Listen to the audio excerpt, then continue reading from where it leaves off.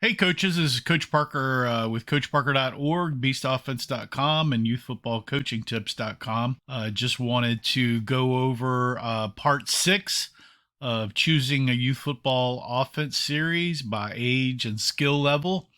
And as I stated previously in the other parts, this is really looking at choosing an offense for kind of a rookie coach and a recreational football team between 5U and 12U, maybe 13, 14U, going up to seventh grade, but nothing really past that.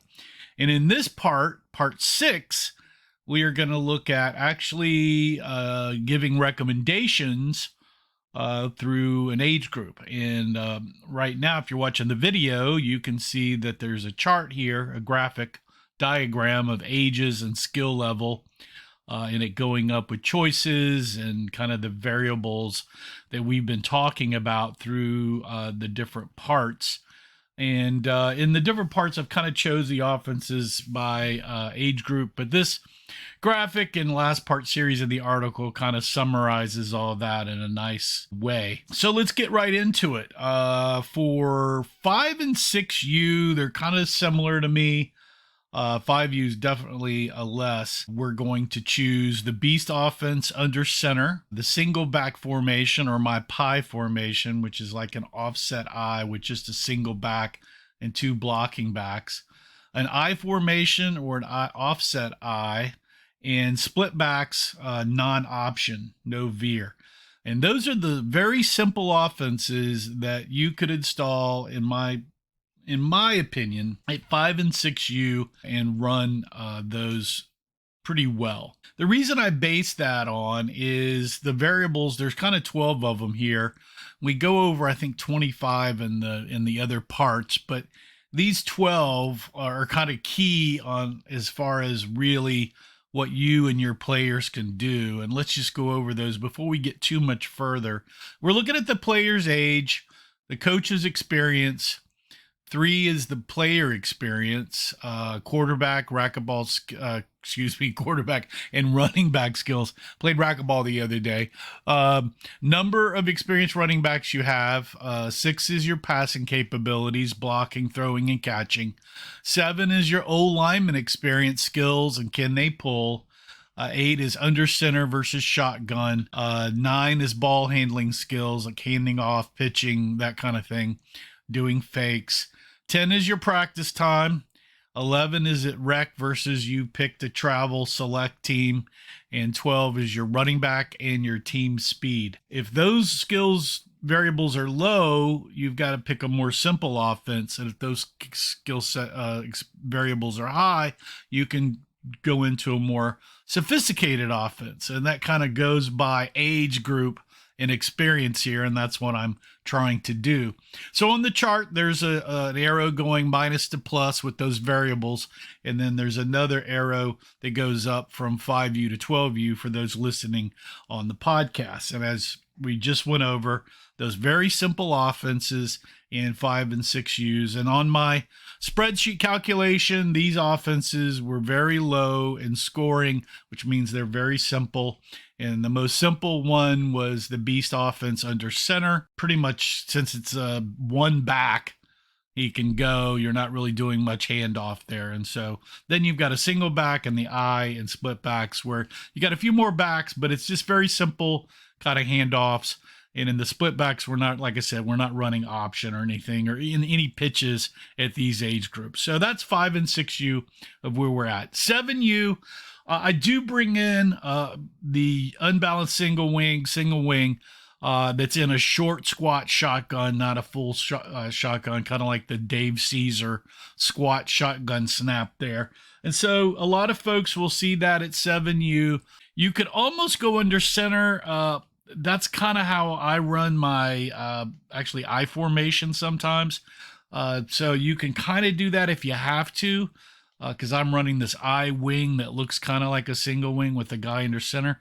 But if you can short shotgun that snap, and most centers, if you get lucky at 7U, you might be able to do it.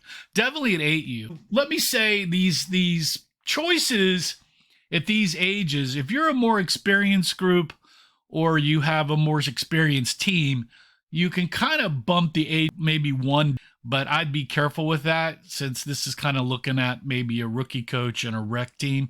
But if you're select or you're a more experienced coach, you can kind of move the age recommendations maybe 1, maybe 2 years, but I'd be careful doing that in my personal opinion.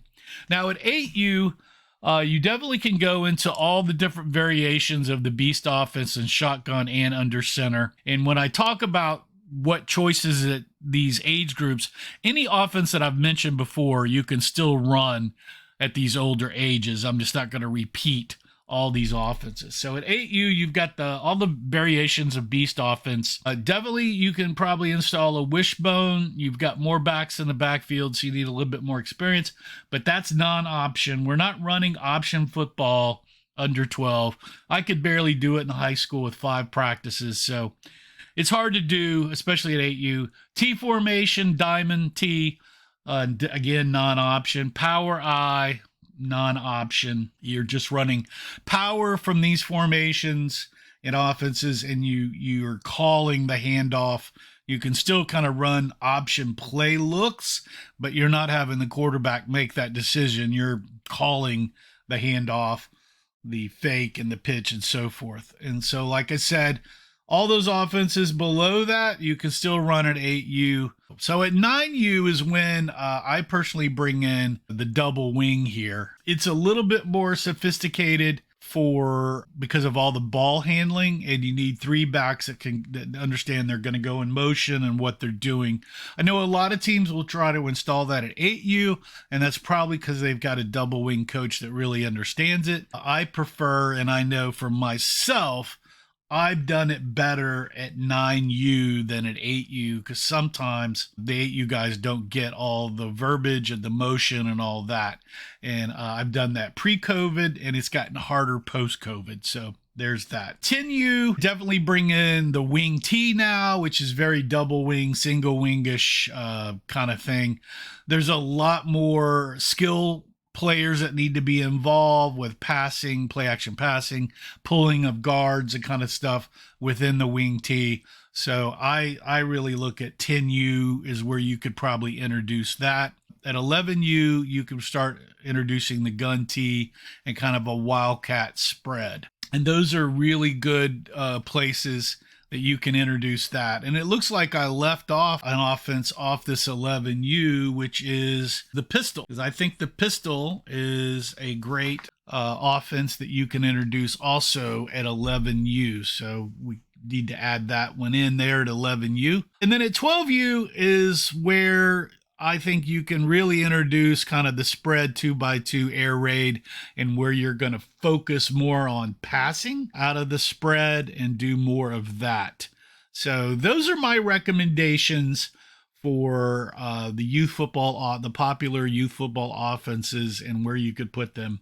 I've got most of these in playbooks over at coachparker.org that you can check out. I'm currently working on a gun T playbook, and the split backs formation should have that out soon also this year.